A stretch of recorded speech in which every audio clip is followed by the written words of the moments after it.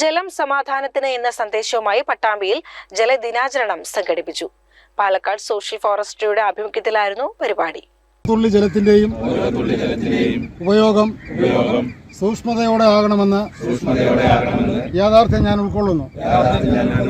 ജലസംരക്ഷണത്തിനും ജലസുരക്ഷയ്ക്കും വേണ്ട ആത്മാർത്ഥമായ പ്രവർത്തനങ്ങൾ എന്റെ ഭാഗത്തു നിന്നും ഉണ്ടാകുമെന്നും അതിനായി ഞാൻ പൊതുസമൂഹത്തെ ബോധവൽക്കരിക്കുന്നതിനാവശ്യമായ പ്രവർത്തനങ്ങൾ ചെയ്യുമെന്നും പ്രതിജ്ഞ ചെയ്യുന്നു.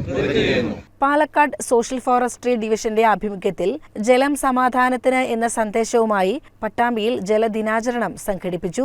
Range forest officer T Bineesh Kumar ജലദിനാചരണം ഉദ്ഘാടനം ചെയ്തു. Range forest officer V Vivek അധ്യക്ഷത വഹിച്ചു.